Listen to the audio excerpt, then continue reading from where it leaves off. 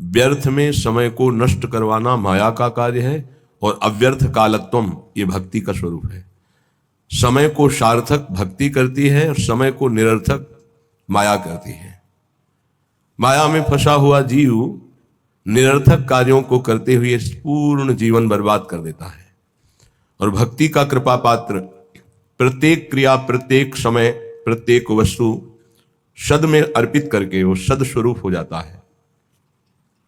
माया असत है, जड़ है, भ्रमात्मक है, दुखमय है। भक्ति सद है, महासुख प्रदान करने वाली है और प्रकाश स्वरूप है, इसलिए इसमें भ्रम हो ही नहीं सकता है। इससे भ्रम का नाश होता है। जो भक्त हैं, जो उपासक हैं, उनके लिए ये बात है। संसारी पुरुष तो प्रभु को कुछ मानते ही नहीं, कुछ मानते हैं तो केवल एक अपने सुख को पाने के लिए उनको साधन मात्र समझते हैं, साध्य प्रभु को नहीं समझते। हे प्रभु मेरा ऐसा कार्य हो जाए, तो प्रभु हुए साधन और सांसारिक कार्य हुआ साध्य, कोई खास बात नहीं हुई। यहां भगवत प्राप्ति की जो चर्चा है उसमें है साधन संपूर्ण विषयों को बना ले, क्रियाओं को बना ले, वृत्तियों को बना ले और साध्य प्रभु को माने। यहां से प्रारंभ होता है भगवत मार्ग। नहीं, उसे हम भगवत मार्ग नहीं कहते हैं। जो केवल सांसारिक भोगों को, सांसारिक पदों को, सांसारिक वस्तुओं को सत्य मानता है और सुन सुनाकर कहीं ना कहीं प्रभु से इतनी आस्था रखता है कि हमारी सांसारिक कामनाओं की पूर्ति हो जाए, वो विषयी साधक है, उसे अभी परमार्थिक नहीं कह सकते। यद्यपि भगवान उसे उदार ही कहते हैं। जैसे पिता से कोई मांगे तो पिता दुलारवश कहता है, तुम्हें धन्यवाद, तुमने हमारी मर्यादा रखी, किसी और से ना मांगकर हम ही से मांगा। इसी तरह प्रभु कहते हैं उदार है, आर्त या अर्थार्थी या जिज्ञासु। पर ज्ञानी को अपनी आत्मा कहा है। ज्ञानी अर्थात जो ये जान गया है कि संपूर्ण संसार एकमात्र सत्य परमात्मा है, प्रभु है, और मेरे जीवन का लक्ष्य उसी प्रभु को प्राप्त करना है। ये भूल भुलैया के मार्गों को कहीं धर्म नहीं कहा जाता। त्यज लोक धर्मान, लोक धर्मों का त्याग करने की बात कही गई, ये भूल भुलैया है। श्री भगवान जगत गुरु हैं, वही कह रहे हैं सर्वधर्मान परित्यज्य माम एकम शरणम व्रज। मेरी एक शरण में हो जाओ। मनुष्य जीवन का लाभ शरण में हो जाना है। शरणागति का तात्पर्य है तदर्पिता अखिलाचारिता तद विस्मरणेन परम व्याकुलते। एक एक आचरण प्रभु के अनुकूल हो और निरंतर प्रभु का स्मरण हो। स्मरण में थोड़ा भी विस्मरण बर्दाश्त न हो, यही जीवन का परम लाभ है। यही जीवन का परम लाभ। ये बड़े बड़े सिद्ध संतों की बात है। स्मरण हमारे जीवन की परम उपलब्धि है। निरंतर स्मरण, ये सिद्धावस्था की तरफ पदार्पण हो रहा है। सिद्धावस्था आवागमन से मुक्त, प्रभु के नजदीक निरंतर सेवा, रूप रस, प्रेम रस, इसका रसास्वादन करते हुए अनंत काल तक महासुख में डूबना। श्रीपाद प्रबोधानंद जी महाराज कह रहे हैं, आप अपने द्वारा अपना नाश मत कीजिए। कोई किसी का नाश नहीं कर सकता, आप अपने द्वारा अपना नाश करते हैं। अगर कोई ये कहे कि किसी ने शाप दे दिया, उसका नाश हो गया, तो उस शाप में उसका कर्म ही प्रधान है, ना कि किसी का शाप। उसका कर्म प्रधान है। कहीं भी शाप दिया गया हो तो हमें ये दिखाना कि वो निर्दोष है और उसको शाप दिया गया और शाप लागू होकर उसको नाश कर दिया। कहीं भी हमें बताना खोज के इतिहास में। मुनिन कह क्रोधो मुक्ति दातार। अगर संतों ने कभी किसी को दंड दिया है, शाप रूपी दंड, तो सीधे भगवत प्राप्ति हुई उसकी। जैसे नलकुबर मणिग्रीव परम पावन भागीरथी अलकनंदा में, आकाशगंगा में अपवित्र दशा में थे। परम पावन धाराजू में कभी निर्वस्त्र स्नान करने के लिए नहीं कहा गया है, निषेध है। वो निर्वस्त्र थे। दूसरी बात, देवपुत्र होकर भी मदिरा पान किए हुए थे। कुबेर जी के पुत्र हैं, धनाध्यक्ष कुबेर। धन मद इतना बढ़ा कि परम पावन गंगा जी में भी खड़े होकर मदिरा पान करके ऐसे लौकिक विलासता। तो जो ही देवर्षि नारद जी गए तो अप्सराओं ने तो वस्त्र धारण करके उन चरणों में प्रणाम करके लज्जापूर्ण स्थिति में खड़ी हो गई। लेकिन वो निर्लज्ज मदिरा पान किए हुए ऐसे, ना कोई प्रणाम मुद्रा, ना कोई। तो उन्होंने कहा, तुम इतने बड़े महापुरुष के पुत्र होकर ऐसा आचरण करते हो, जाओ मैं तुम्हें शाप देता हूं, वृक्ष योनि को प्राप्त हो जाओ। बड़ा भयंकर शाप, तो बड़ा भयंकर। कहां कुबेर पुत्र और कहां जड़ वृक्ष योनि। पर कृपालु नारद जी ने कहा वृक्ष तो बनोगे पर नंदालय के द्वार में वृक्ष बनोगे। और भगवान सर्वलोक महेश्वर जब अवतार लेंगे तब तुम अपने स्वरूप में आ जाओगे। क्या सौभाग्य मिला, ऐसे साधनहीन को योगी दुर्लभ वांछित वरदान मिल गया। प्रभु उस नारद जी की बात सत्य करने के लिए जब मैया ने ओखली में बांधा तो ओखली घसीटते हुए वहां पहुंचे और दोनों वृक्षों के बीच में फंसा के ऐसा झटका मारा, दोनों वृक्ष गिर पड़े और उनसे दिव्य पुरुष यही नलकुबर मणिग्रीव प्रकट हुए और भगवान का दर्शन, भगवान के वचन, भगवान का स्पर्श प्राप्त किया। क्या यह शाप है? विचार करो, ये शाप नहीं है तो वरदान से भी श्रेष्ठ है। अगर कोई हमें शाप भी देता है तो हमारे कर्म का मार्जन होता है, हमारा कोई नाश नहीं कर सकता, हमारे कर्म ही हमको दंड देते हैं। इसलिए कह रहे ना हंता ममते वृथा कुरु सखे देहालय स्त्रियादिके छित्वा दुर्जर श्रृंखलम गुरुगिरा ते मोह मात्रोदितम वृंदारण्यमुपेत्य शीघ्रमखिला नंदैक साम्राज्य सत कंदम कंद फलादिवृत्तरनिशम तन्नाथ लीलाम स्मर ना हंता। हे भाई, तुम्हें जो मानव देह मिली है इसका तुम नाश मत कर दो। ये नाश किया जाता है क्या? जो पराई माताओं बहनों की तरफ व्यभिचार वृत्ति, जो दूसरे की धन की तरफ अपहरण वृत्ति, भोगों को भोगने में सुख वृत्ति, देहाभिमान पुष्ट करने वाले पदों की लालसा, ये सब अपना एक तरह से पतन किया जाता है और इससे संसार में उन्नति मानी जाती है। उन्नति है इंद्रियों को शासन में रखना, मन को प्रभु में लगाना, यथालाभ संतोष स्थिति रखना, हर कर्तव्य को भगवान की सेवा समझना। हम अपने द्वारा अपना नाश ना करें, ना हंता, अपना नाश मत करो। कोई तुम्हारा बाल बांका नहीं कर सकता, तुम्हारा कर्म ही तुमको दंड देता है। किसी व्यक्ति की बुद्धि में बैठकर या कोई घटना रूप या तुम्हारे शरीर में रोग रूप या परिस्थिति रूप तुम्हारा कर्म ही तुम्हें दंड देता है। विश्वास कर लो, कोई दूसरा त्रिभुवन में नहीं है जो तुमको कष्ट दे सके। इसलिए जो तुम्हारा देह है, जो घर है, जो स्त्री पुत्र आदि हैं, वृथा में इनमें अहम और मम बुद्धि करके अपना नाश मत करो। बहुत से परिवार तुमने छोड़ दिए हैं। योग वाशिष्ठ में प्रसंग आता है चूड़ाला जी का, और भी बड़े महापुरुषों का आता है। वो सरस्वती की उपासना करती थी एक रानी। जब उसके पति युद्ध में मारे गए राजा तो बहुत विकल हुई, तो अपनी प्रिय सखी सरस्वती जी का स्मरण किया, आकाश स्थित हो गई और उसने कहा मेरा सहयोग करो, मैं इस समय बहुत व्यथित हूं, मुझे ऐसा ज्ञान प्रदान करो जिससे मैं अपने पति के वियोग को सह सकूं। मुस्कुरा दिया सरस्वती जी ने और कहा तुम मुझे अपनी सखी कहती हो, फिर दुखी हो रही हो। कितने तुमने परिवार छोड़े तुम्हें पता है? बोले नहीं, मुझे तो यही लग रहा है मैं पहली बार जन्म लिया हूं, ये मेरा पति है ऐसा। आओ, तो उनका सूक्ष्म शरीर उनके साथ हो गया, स्थूल वहीं गिर गया। कितने जगह ले गई, ये देखो पूर्व जन्म के तुम्हारे अमुक अमुक नाती पुता परिवार, ये देखो यहां तुम पिता थी, यहां तुम पुत्र थे, इस घर में तुम अमुक थे, याद आ रहा है तुम्हें? तो सरस्वती जी ज्ञान देती जा, हाँ हाँ हाँ। अब इनका कोई परिचय तुमसे है? नहीं। ऐसे उस जीव का तुमसे कोई परिचय नहीं है, वो कुछ समय के लिए केवल तुम्हारा पति। बहुत बड़ी ज्ञानी सिद्ध महापुरुष हुई, योग वाशिष्ठ में बड़ी विशुद्ध चर्चा ज्ञान की है। ज्ञान मोह का नाश करता है, उसका मोह नष्ट हो गया। ये जो हमें मिला हुआ परिवार है केवल भगवत प्राप्ति के लिए मिला हुआ है। गृहस्थ धर्म और विरक्त धर्म अलग अलग मर्यादा है। पत्नी पुत्र परिवार आदि की सेवा रूपी परम धर्म करके नाम जप करते हुए भगवत प्राप्ति करनी है। शरीरों में मोह नहीं करना है, आंतरिक बैठे हुए प्रभु से अपनापन करना है। यहां प्रभु से कोई मतलब नहीं, केवल शरीरों से प्यार किया जा रहा है, इसीलिए दुर्गति हो रही। वृथा में अपना नाश स्वयं मत करो। एक अहमता ममता ये जग में है दुखदाई, ये जब श्री जी की ओर लगे तो होत परम सुखदाई। इसलिए तात मात सुतदार देह में मति अरुझय मतिमंदा। अय मतिमंद, तू अभी समझ नहीं पा रहा, तेरे समय को केवल नष्ट किया जा रहा है। ना तेरी कोई पत्नी, ना कोई पुत्र है, ना कोई तेरा कोई सगा संबंधी है। एक केवल माया का नाटक है। एक ही सच्चिदानंद विराजमान शरीरों में है जिसे तू जान नहीं पा रहा, और शरीरों का अलग अलग अहमता ममता से संबंध करके पुनरपि जननम पुनरपि मरणम की व्यवस्था कर रहा है।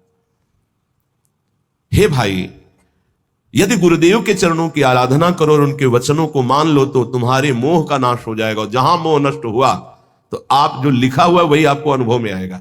श्रीपाद कह रहे हैं, छित्वा दुर्जन श्रृंखलम, ये बहुत कठिन श्रृंखला है जिसको कोई काट पावे।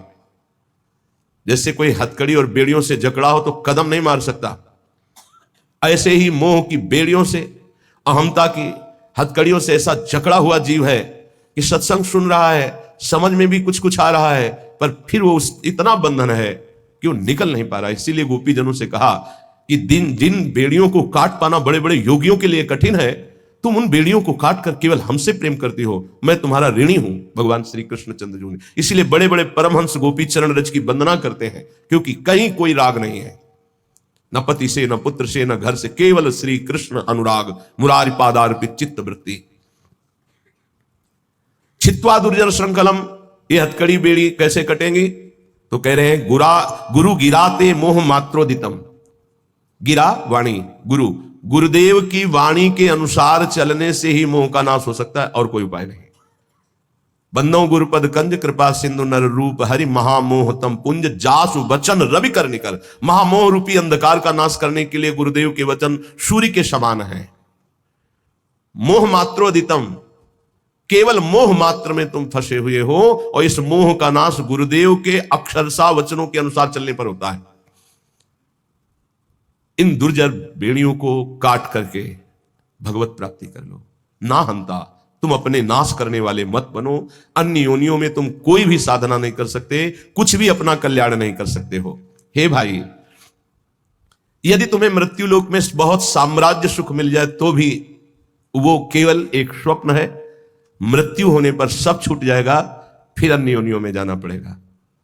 इसलिए शीघ्रातिशीघ्र वृंदावन आ जाओ, सत्संग सुनो, बिहारी जी राधा वल्लभ जी के दर्शन करो, रजरानी में बैठकर कुछ नाम जप करो और प्रार्थना करो धाम से, धामी श्यामा श्याम से, कि संसार के कार्य धर्म पूर्वक करते हुए, आपका सदैव नाम जपते हुए जीवन की शाम हो जाए। बस मेरी जीवन की पूर्णता हो, आपके आज्ञानुसार कर्तव्य कर्म करते हुए, नाम जप करते हुए, आपका स्मरण करते हुए प्राण छूटे। बस चाहे जहां छूटेंगे प्राण, आप भगवत प्राप्त होंगे।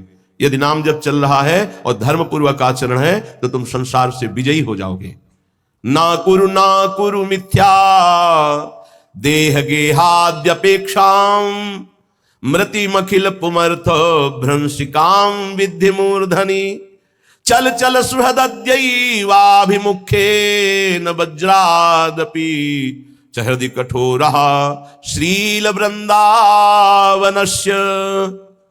ना कुरु, मत कर, गंदे काम मत कर। तुम्हारी बुद्धि ऐसी मलिन हो जाएगी कि न शास्त्र वचन सुनाई देंगे, न संतों के वचन तुम्हें सुनाई देंगे। सुनते हुए भी तुम उनका उपहास करोगे, उनकी बात नहीं मानोगे, ऐसी गंदी बुद्धि हो जाएगी। सच्ची मानिए, भगवान की कितनी विशुद्ध कृपा होती है जब मानव देह मिलता है।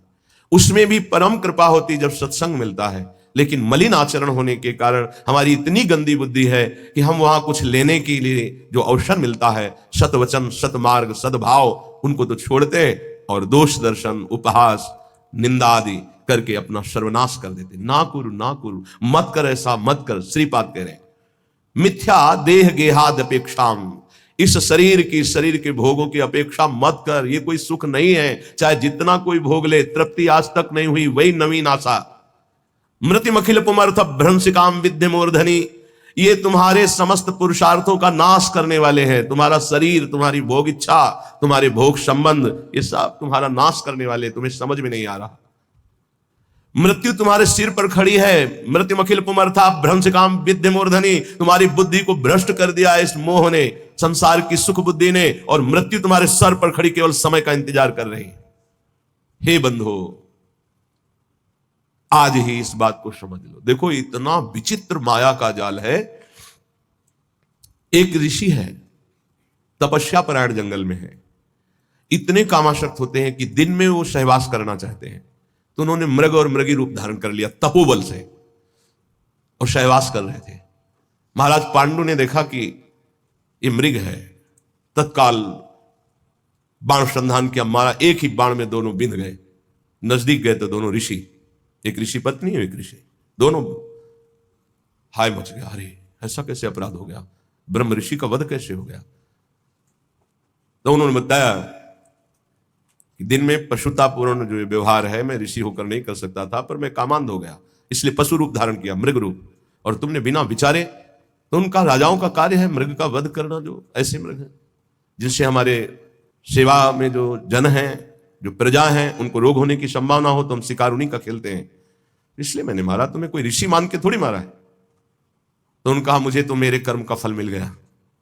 इससे प्रतीत होता है कि विकार कितने प्रबल हैं। इतना बड़ा महात्मा जो अपने आप को एक क्षण में मृग के रूप में परिणित कर सकता है, वो अपने काम को नहीं रोक पाया, और वो सहवास सुख में मगन है कि मृत्यु ने मार दिया। यहां कह रहे हैं मृत्यु मखिल कुमार था भ्रंशिकाम विद्य मूर्ति, तेरी बुद्धि को भोगों ने भ्रष्ट कर दिया है, पर तुझे यह पता नहीं कि मृत्यु तेरे सिर पर खड़ी है। हम बड़े आनंद में मगन हो रहे किन्हीं भोगों में, किन्हीं विलासिता में, और मृत्यु एक एक सेकंड गिन रही, ये सेकंड गया, ये सेकंड गया, ये से, और ऐसा प्रहार करेगी, फिर तुम्हारे पास कुछ भी बनाने के लिए समय नहीं रहेगा, मन पछते है और शर्मिते। इसलिए कह रहे चल चल सुहृद दैवाभिमुखेन वज्रादपि च हृदि कठोरः श्रील वृंदावनस्य। कठोर कर ले अपने हृदय को वज्र के समान, किसी के भी मोह भरे आंसुओं में मत फंस, और सत्संग सुन, और चल चल भगवत मार्ग में चल। गृहस्थ धर्म में रहते हुए, परिवार का पोषण करते हुए, नाम जप करते हुए, भगवत कथा गायन, भगवत कथा श्रवण, भगवत नाम कीर्तन, ये है चल चल चल, भगवत मार्ग में चल। गंदे मार्ग में ना करो, ऐसा कार्य मत कर, ऐसा मत करके तू अपना नाश कर ले। देखो महापुरुष जन करुणा करके कह रहे हैं, वो तो भगवत प्राप्त है, उनको क्या फर्क पड़ता है, तुम माया में लगो या प्रभु में लगो। पर एक विशेष संतों के हृदय में प्रियता होती है, वही प्रियता डांटती है, मत कर, ऐसा मत कर, कठोर हृदय बन, इनके आंसुओं पे मत आ, सतमार्ग पे चल। चलो तुम ऐसे परिवार में हो जहां कलह हो सकती, तिलक मत लगाओ, मत कंठी बांधो, मत ठाकुर सेवा विराजमान करो, और अंदर अंदर रो रो कर पुकार सकते हो राधा राधा, अंदर ही अंदर कोई जाने ना, भगवत प्राप्ति हो जाएगी। बात मान लो, भगवत प्राप्ति के लिए हम अपने जीवन को अन्य कोई आश्रय, अन्य कोई संबंधों में नहीं खोने वाले। भगवत प्राप्ति के लिए हमारा जीवन है। अब हम भगवत प्राप्ति करके रहेंगे। अगर हमारे ऊपर ऐसा शासन है कि हम बाहरी भागवतिक रूप नहीं धारण कर सकते, तो ना धारण करो, झगड़ा कलह नहीं करना। पर राधा राधा करने में कौन जान पाएगा? चुपचाप अंदर ही अंदर राधा राधा। रावण कभी नहीं जान पाया कि विभीषण इतने महान भागवत हैं, जानने की भी कोशिश की तो भी नहीं जान पाया। ऐसी चतुरता से भजन किया, और पूरे भवन में लिखा हुआ था राम राम राम, राम नाम अंकित ग्रह शोभा। हनुमान जी महाराज ने यही देखकर अंदर प्रवेश किया कि लंका निश्चल निकर निवासा, यहां कहां सज्जन कर वासा, यहां साधु कैसे हो सकता है? क्योंकि साधु के ही मकान में भगवान नाम अंकित होते हैं, यहां साधु कैसे हो सकता है? राम राम। सूचना रावण के पास पहुंची थी कि राम राम लिखे हुए हैं, ये क्या है? आपका भाई है, महामंत्री पद में भी है, लेकिन आपका विरोधी है। गया मंदोदरी कहे ये कैसे? उनका प्रभु हमें किसी और का नाम नहीं लिखे, आप और रावण, रा मंदोदरी मां राम। बड़ा प्रसन्न हुआ है, सब गलत कहते, मेरा भ्राता मुझे बहुत प्रेम। भक्त कभी झगड़ा नहीं करता है। लात मारा तो भी झगड़ा किया क्या? तुम पितु सरिस भले ही मुहि मारा, राम भजे हित। नाभ खुल के बात होने लगी। पहले आग को बढ़ाओ, अंदर भक्ति की आग को, और जब इस कोटि की आग, फिर सब भस्म हो जाएगा, कोई तुम्हें छू नहीं सकेगा। 5 वर्ष के प्रहलाद जी का त्रिभुवनपति महाबलशाली हिरण्यकश्यप तनिक भी बाल बांका नहीं कर पाए। वही भगवान हमारे भी है। प्रहलाद जी के ही केवल नहीं, हमारे भी हरि है। इसलिए अपने भाव को छुपाकर पहले चिंगारी को ज्यादा प्रकाशित करोगे तो एक बूंद पानी में बुझ जाएगी, लेकिन जब ज्वाला हो जाएगी, तो एक आग होती है जो समुद्र में भी पैदा हो जाती है, बड़वानल। आप देखो, हमने देखा है कि जल से भी आग निकल रही है, ऐसे वो जैसे ज्वालामुखी ना, तो जल से भी हमने देखा कि ऐसे लाल एकदम आग की लपटें निकल रही हैं। बड़ा विचित्र भगवान का खेल। जल भी नहीं बुझा सकते, जल में ही तो बड़वानल पैदा होता है, समुद्र में ही। ऐसे ही तुम्हारे हृदय में जब भक्ति का बड़वानल आ जाएगा तो पूरा संसार खिलाफ हो जाए तो भी कुछ नहीं बिगड़ने वाला। इसलिए अपनी भक्ति को जो चिंगारी हुई है उसे छुपाओ और बढ़ने दो, उसे बढ़ने दो। बाहरी कुछ ऐसा मत करो, यदि विरोध हो रहा है अंदर ही अंदर इतना बढ़ा लो कि फिर ताल ठोक के मैदान पे आ जाओ। काम, क्रोध, लोभ, मोह, मद कोई भी परास्त नहीं कर सकता। फिर हरि हर समय तुम्हारे नेत्रों में बसे रहेंगे। पर हमें जीवन खोना नहीं है। श्रीपाद कह रहे हैं, हृदय कठोर हृदय बना लो। तुम्हें कोई गाली दे, अपमान करे, तिरस्कार करे, बिल्कुल अंदर हलचल मत पैदा होने दो। राधा राधा राधा राधा, निकल जाओगे। अद्यैव मूर्ख चल सर्वमिदं विहाय, वृंदावनाय सकलार्थ सुरद्रुमाय, श्री राधिका सुरतनाथ विशुद्ध भाव, शत्रायमैव कुरुकृत्य समाप्त्यपेक्षा। भाई ये सब तुम्हें अंत में छोड़ देंगे, तुम सबको छोड़ दोगे। ये बार बार इसीलिए समझा रहे हैं, यही फंसे हैं, यही वो गांठ है जिससे हम निकल नहीं पा रहे। सुत बनितादि जान स्वारथ रत, ना करुणे सभी ते, अंत ही तो ही तजेंगे पामर, तू न तजे अब ही ते, मन पछतई है अवसर बीते। आज तो राधा राधा बोलने लायक हो, ऐसे ऐसे रोग हैं, ऐसी समस्याएं हैं, ऐसी प्रतिकूलताएं कि बोलने का अवसर नहीं मिलेगा। ध्यान रखना, पछताना ही हाथ लगेगा। आज शरीर स्वस्थ है, बुद्धि काम कर रही, भगवान की कृपा से वृंदावन में बैठ के सत्संग सुन रहे हो, जैसे बने वैसे मनोरंजन को मारो। मनोरंजन से ही बड़े भयानक भयानक पाप हो रहे हैं। केवल मनोरंजन से हिंसा हो रही, मनोरंजन से व्यभिचार हो रहा है, मनोरंजन से ही बड़े बड़े महापाप हो रहे हैं। मारो इस मन की वृत्ति को जो पापात्मक भाव में हमें लगाए हुए, जो हमें पापात्मा बना रही है, जो हमें भगवत प्राप्ति से विमुख मार्ग में आगे बढ़ाते चली जा रही है। श्रीपाद कह रहे, अद्यैव मूर्ख चल सर्वमिदं विहाय। इसी क्षण से, अय मूर्ख, जिधर तू जा रहा है बहुत ही खतरनाक मार्ग है, भोगना पड़ेगा। ऐसी ऐसी परिस्थितियां जीवों की जब देखते हैं ना, तो लगता है कितना कष्ट पा रहे हैं जीव, कितना कष्ट पा रहे हैं।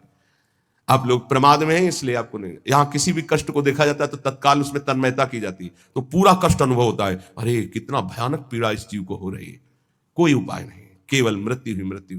वो सड़ रहा है, कोई औषधि कर। जंगलों में ऐसे कितने जीव हैं जिनके विचित्र कष्ट जागृत हो गए, कोई औषधि नहीं, कोई खान पान की व्यवस्था नहीं, अब वो जब तक मरेगा नहीं, वो उठ के नहीं चल सकता, कीड़े खा रहे, पड़ा है, जिंदा पड़ा है, सड़ रहा है।